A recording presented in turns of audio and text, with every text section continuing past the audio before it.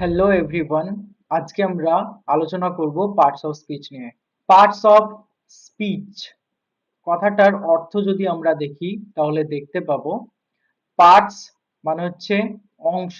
Parts মানে অংশ, আর speech মানে হচ্ছে বাক্য। অর্থাৎ পার্টস অফ স্পিচ মানে হচ্ছে একটা বাক্যের অংশ। এটাকে আমরা একটা গাছের সাথে তুলনা করতে পারি। যেমন একটা গাছের, এটা যদি আমরা একটা গাছ দেখি, ধরে নাও এটা একটা গাছ।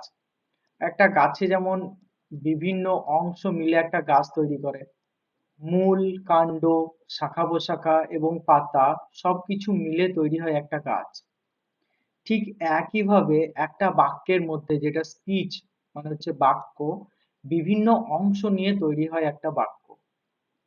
সেই অংশগুলোই হচ্ছে এক একটা পদ বলা হয়, যেটাকে আমরা পার্টস অফ স্পিচ বলছি।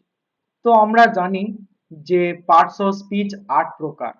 দেয়ার আর 8 parts of speech in English. অর্থাৎ ৮ ধরনের পার্ট বা অংশ নিয়ে কিন্তু একটা স্পিচ তৈরি হয়। অর্থাৎ একটা বাক্যের মধ্যে ৮ ধরনের অংশ থাকতে পারে।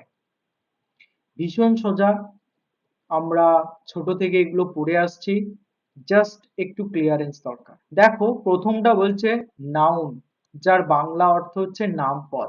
আমরা জানি নামপদ অর্থাৎ কোনো ব্যক্তি, বস্তু, স্থান প্রভৃতির নাম বোঝায়।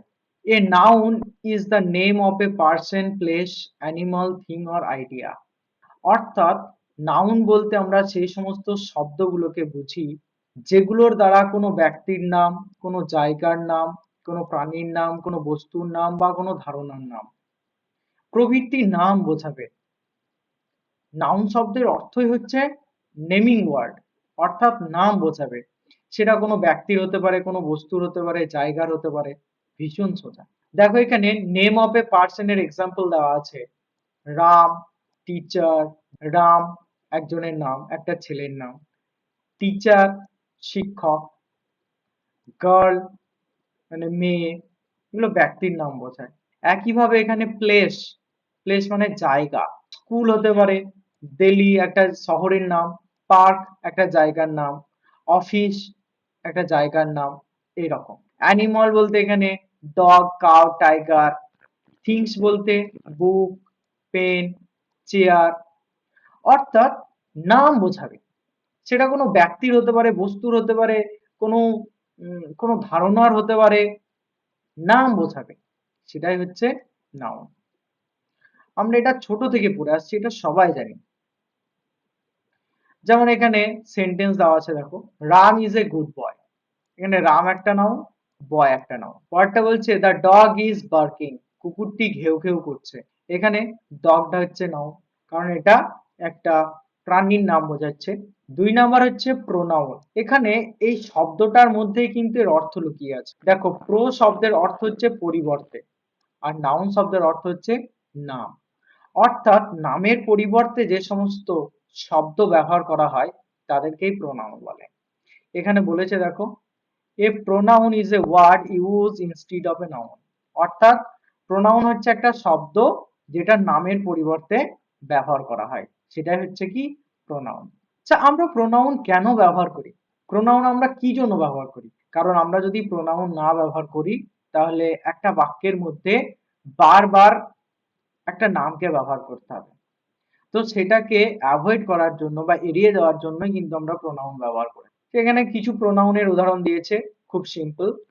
যেমন হচ্ছে আমরা আই ব্যবহার করি, উই ব্যবহার করি, ইউ ব্যবহার করি, হি, সি, ইট, দে। আরো অনেক প্রোনাউন আছে।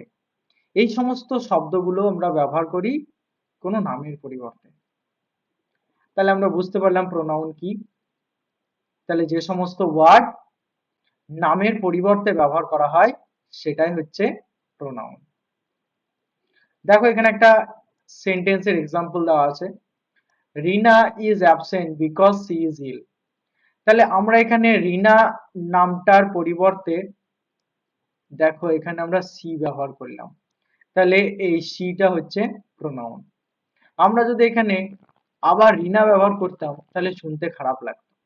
Rina is absent because Rina is ill. তো এখানে রিনা নামটা ব্যবহার না করে আমরা সি ব্যবহার করলাম, এটা হচ্ছে প্রোনাউন। পরেরটা বলছে ভার্ব।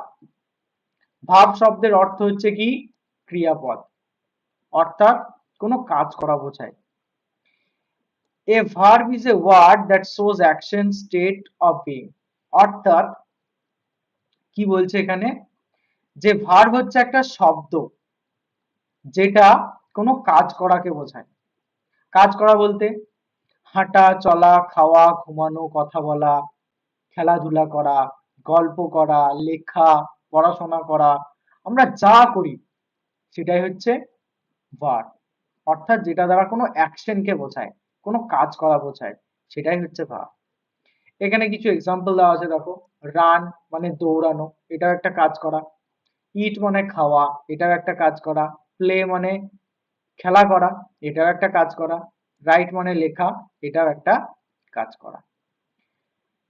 আচ্ছা, এখানে এক্সাম্পল অফ বিং ভার্বস, অর্থাৎ যেগুলোকে আমরা বি ভার্ব বলি। অ্যাম, ইজ, আর, ওয়াজ, ওয়্যার, এগুলো হচ্ছে বি ভার্ব। আচ্ছা, ভার্বের অনেক ভাগ আছে। আমরা জানি ভার্বকে মূলত দুই ভাগে ভাগ করা যায়, যে তোমার প্রিন্সিপাল ভার্ব বা মেন ভার্ব, আর একটা হচ্ছে অক্সিলারি ভার্ব। তো তোমরা কমেন্টে জানাও, যদি প্রয়োজন হয় আমি সমস্ত পার্টস অফ স্পিচ নিয়ে ডিটেলস ভিডিও নিয়ে আসবো, যেখানে এক একটা পার্টস অফ স্পিচকে আমরা ডিটেলসে আলোচনা করব, যেমন নাউন, প্রোনাউন বলো, একদম সবগুলোকে। তো দেখা যাক। আচ্ছা, পরেরটা বলছে অ্যাডজেক্টিভ। অ্যাডজেক্টিভ কি? An adjective describes a noun or a pronoun. Sorry, এখানে শুধু নাউন লেখা আছে, এটা প্রোনাউনও হবে, ঠিক আছে, প্রোনাউনও হবে এটা, ঠিক আছে। তো শুধু নাউনকে না, প্রোনাউনকেও ডেসক্রাইব করে অ্যাডজেক্টিভ। তো বলছে মনে রাখবে, অ্যাডজেক্টিভ বলতে সেই সমস্ত শব্দগুলোকে বোঝায় যারা বাক্যে নাউন বা প্রোনাউনের দোষ, গুণ, অবস্থা, সংখ্যা, পরিমাণ প্রভৃতি বর্ণনা করে। যেমন এখানে দেখো, big, small, red, three, happy. তো এগুলো কি করছে, কোন একটা দোষ গুণকে বোঝাচ্ছে। তো মনে রাখবা, দোষ গুণটা কার বোঝাবে, নাউন বা প্রোনাউনে। এখানে একটা এক্সাম্পল আছে দেখো, সি হ্যাজ রেড ড্রেস, তার একটি লাল ড্রেস আছে। আচ্ছা, এখানে দেখো রেড শব্দটা ড্রেসটাকে ডিনোট করছে, অর্থাৎ এই ড্রেস হচ্ছে একটা নাউন, এই নাউনের গুণাবলী প্রকাশ করছে এই রেড শব্দটা, যার জন্য রেডটা হচ্ছে অ্যাডজেক্টিভ। এটা হচ্ছে হি ইজ এ টল বয়, বয়টা কেমন না টল। তাহলে টল শব্দটা কার সম্পর্কে বলছে, বয় সম্পর্কে। তাহলে এখানে টল শব্দটা হচ্ছে অ্যাডজেক্টিভ, যে বয় একটা নাউন, তার গুণাবলী প্রকাশ করছে। ছেলেটা কেমন না, ছেলেটা হচ্ছে লম্বা। তারপর হচ্ছে অ্যাডভার্ব। অ্যাডভার্ব কি? An adverb describes a verb, adjective or another adverb. সহজভাবে বলতে গেলে এটা বলা যেতে পারে, যে সমস্ত ওয়ার্ড বাক্যে নাউন বা প্রোনাউনকে বাদ দিয়ে বাকি সমস্ত পার্টস অফ স্পিচকে প্রভাবিত বা বিশেষিত করতে পারে, অর্থাৎ তাদের সম্পর্কে কিছু বলতে পারে। যেমন অ্যাডভার্ব, অ্যাডভার্ব নিজের সম্পর্কেই বলতে পারে, কোনো ভার্বের সম্পর্কে বলতে পারে, অ্যাডজেক্টিভ সম্পর্কে বলতে পারে, প্রিপোজিশন সম্পর্কে বলতে পারে। মানে নাউন প্রোনাউনকে বাদ দিয়ে বাকি সমস্ত পার্টস অফ স্পিচ সম্পর্কেই তারা বলতে পারে। যেমন দেখো এখানে বলছে, আচ্ছা এখানে একটা জাস্ট বলা আছে যে এল ওয়াই যুক্ত থাকলে সাধারণত অ্যাডভার্ব হয়, কিন্তু সবসময় সেটা নাও হতে পারে। আমরা মনে রাখবো যে অ্যাডভার্ব বলতে সেই সমস্ত শব্দগুলোকে বোঝায় যারা নাউন প্রোনাউনকে বাদ দিয়ে বাক্যের অন্যান্য সমস্ত পদকে প্রভাবিত করতে পারে, মানে তাদের সম্পর্কে অতিরিক্ত একটা অর্থ প্রকাশ করতে পারে বা তাদেরকে বিশেষিত করতে পারে। যেমন দেখো এখানে এক্সাম্পল দেওয়া আছে, হি রানস ফাস্ট, সে দৌড়ায়, কেমন দৌড়ায় না ফাস্ট। তাহলে এখানে ফাস্ট শব্দটা এই ভাবটাকে বিশেষিত করছে, দৌড়ানোটা কেমন না ফাস্ট। তাহলে এখানে ফাস্ট হচ্ছে অ্যাডভার্ব, যে এই ভাবটাকে বিশেষিত করছে। পরেরটা বলছে she speak she speaks softly, সে কথা বলে মৃদুভাবে। তাহলে সফটলি শব্দটা এই ভার্বটাকে স্পিককে বিশেষিত করছে। তো অ্যাডভার্ব হচ্ছে সেই সমস্ত ওয়ার্ড আমরা মনে রাখবো যে কি করতে পারে, নাউন প্রোনাউনকে বাদ দিয়ে অন্যান্য যে কোনো পদকে বিশেষিত বা প্রভাবিত করতে পারে। অ্যাডভার্বেরও অনেক ভাগ আছে, আমরা পরে কখনো ডিটেলস নিয়ে আসবো যেখানে আমরা অ্যাডভার্বের সমস্ত ভাগগুলোকে ডিটেলসে জানবো। নেক্সট হচ্ছে প্রেপোজিশন। আচ্ছা, উচ্চারণটা প্রিপোজিশন নয়, মনে রাখবে প্রেপোজিশন। আচ্ছা, এখানেও দেখো নামের মধ্যে এর অর্থ লুকিয়ে আছে। প্রি শব্দের অর্থ, এই যে প্রি শব্দের অর্থ হচ্ছে পূর্বে বা আগে, আর পজিশন মানে হচ্ছে অবস্থান, অর্থাৎ পূর্বে অবস্থান করে কার, নাউন বা প্রোনাউনের। এটা মনে রাখবো, নাউন বা প্রোনাউনের, অর্থাৎ যে সমস্ত ওয়ার্ড বাক্যে নাউন বা প্রোনাউনের আগে বসে এবং ওই নাউন বা প্রোনাউনের সাথে বাক্যের অন্যান্য পদের যে সম্পর্ক সেটাকে প্রকাশ করে। দেখো এখানে বলেছে এ preposition shows the relationship between a noun or pronoun and the other words। অর্থাৎ প্রেপোজিশন সবসময় একটা সম্পর্ককে প্রকাশ করে কার সাথে, নাউন প্রোনাউনের সাথে বাক্যের অন্যান্য পদের।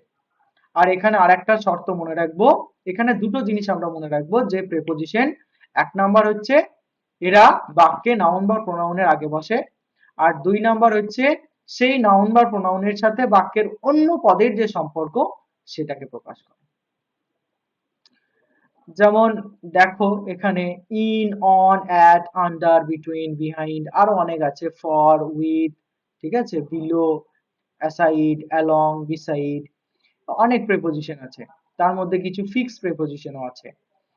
যেমন এখানে বলছে দেখো the book is on the table, এখানে অন শব্দটা প্রেপোজিশন যেটা টেবিলের সাথে বইয়ের সম্পর্ককে প্রকাশ করছে, আমি একটু আগেই বললাম। আর দেখো এটা কার আগে বসে আছে, টেবিলের আগে বসে আছে, টেবিল একটা নাউন। তাহলে দুটো শর্ত বলেছিলাম যে নাউনের আগে বসবে, আর দুই নাম্বার অন্যান্য পদের সাথে সম্পর্ক প্রকাশ করবে। যেমন এখানে টেবিলের সাথে বইয়ের সম্পর্ক প্রকাশ করছে না, বইটা কোথায় আছে, টেবিলের উপরে আছে। এখানে বলছে সি লিভস ইন কলকাতা, এখানে ইনটা হচ্ছে প্রেপোজিশন, আমরা দেখতেই পাচ্ছি যে নাউনের আগে বসে আছে, কলকাতা একটা নাউন, আর কলকাতার সাথে সি মানে তার একটা সম্পর্ক প্রকাশ করছে না, সে কোথায় থাকে, কলকাতায়।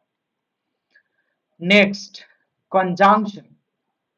A conjunction joins words or sentences. একদম সঠিক, একদম ছোট, এটা মনে রাখবো যে কনজাংশনের কাজই হচ্ছে যুক্ত করা। কাদের যুক্ত করে, দুটো ওয়ার্ডকে বা সেন্টেন্সকে, দুটো বা তার থেকে বেশি হতে পারে। অর্থাৎ আমরা এটা মনে রাখবো যে যে সমস্ত ওয়ার্ড দুই বা ততোধিক শব্দ বা বাক্যকে যুক্ত করে, ক্লজকেও যুক্ত করতে পারে, তাদেরকেই কনজাংশন বলে। যেমন দেখো এখানে উদাহরণ দেওয়া আছে and, but, because, or, although, এগুলো হচ্ছে কনজাংশনের উদাহরণ। যেমন এখানে বলছে আই ট্রাইড বাট ফেইল্ড, আমি চেষ্টা করেছিলাম কিন্তু আমি ব্যর্থ হয়েছি। তাহলে দেখো এখানে দুটো, এখানে দুটো বাক্যকে যুক্ত করছে। Ram and Shyam are friends, তাহলে রাম একটা শব্দ, শ্যাম একটা শব্দ, এই দুটো শব্দকে যুক্ত করছে কে, অ্যান্ড, তাই এখানে অ্যান্ড হচ্ছে একটা কনজাংশন। আচ্ছা, পরেরটা দেখো, interjection. An interjection shows sudden feelings or emotion. একটা ইন্টারজেকশন কি না, এরা সবসময় হঠাৎ কোনো আবেগ বা অনুভূতিকে প্রকাশ করে। ওয়াও, ওহ, লাশ, হুররে, উপস, এইগুলো আবেগকে প্রকাশ করে, তাই না, বাক্যের মধ্যে। যেমন এখানে বলেছে wow, that is amazing, wow, এটা কি মজাদার, কি সুন্দর। এখানে ওয়াও শব্দটা একটা ইমোশন প্রকাশ করছে। এখানে দেখো অ্যালাস হি ইজ ডেড, হাই, সে মারা গেল, এখানে দুঃখ প্রকাশ করছে, একটা আবেগ। তাহলে এই যে হঠাৎ আবেগ প্রকাশ করছে এই শব্দটা, এটাই হচ্ছে ইন্টারজেকশন। তো আমরা বুঝতে পারলাম পার্টস অফ স্পিচ 8 প্রকার: noun, pronoun, verb, adverb, adjective, preposition, conjunction আর ইন্টারজেকশন। তো এখানে কয়েকটা বাক্য আছে, দেখো আমরা চিনতে পারছি কিনা। হোমওয়ার্কের জন্য দেওয়া আছে, দেখো আমরা এখানে আলোচনা করছি। প্রথমটা বলছে the little girl sings beautifully. এখানে কোন শব্দটা কোন parts of speech? The little girl, এখানে নাউন কোথায় আছে? গার্ল, এটা হচ্ছে নাউন, আমরা দেখতে পাচ্ছি। ভার্ব কোথায় আছে? সিংস, এটা হচ্ছে ভার্ব, গান গাওয়া।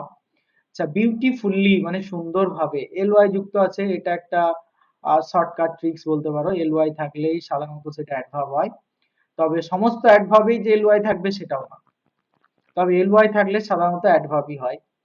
তো সুন্দরভাবে এটা একটা অ্যাডভার্ব। তাহলে আমরা কি কি দেখলাম? এটা নাউন, এটা ভার্ব, এটা অ্যাডভার্ব। লিটিল, লিটিল মানে হচ্ছে ছোট্ট, এই লিটিল শব্দটা হচ্ছে অ্যাডজেক্টিভ, কারণ এই লিটিল শব্দটা কার সম্পর্কে বলছে? গার্লের সম্পর্কে বলছে, মেয়ের সম্পর্কে। মেয়েটা কেমন? না লিটিল। দা, এখানে এটা হচ্ছে আর্টিকেল, আমরা জানি এ এন্ড দি বা দা এগুলো হচ্ছে আর্টিকেল। আচ্ছা দেখো, পরেরটা হচ্ছে my father works in a bank. Wow, the movie was very interesting. The cat is sleeping under the table. She and her brother are playing outside. তোমরা এইগুলো কমেন্টের মধ্যে লিখে জানাও কোন বাক্যের মধ্যে কোনটা নাউন, কোনটা প্রোনাউন, কোনটা কি, কোন parts of speech. This is for you. So দেখো, তোমাদের যদি মনে হয় এই ভিডিওটা দেখে তোমরা একটু হলেও কিছু জানতে পারলে বা তোমাদের পুরনো ধারণাগুলো একটু ক্লিয়ার হলো, তাহলে অবশ্যই like the video and share it with your friends. See you in the next class.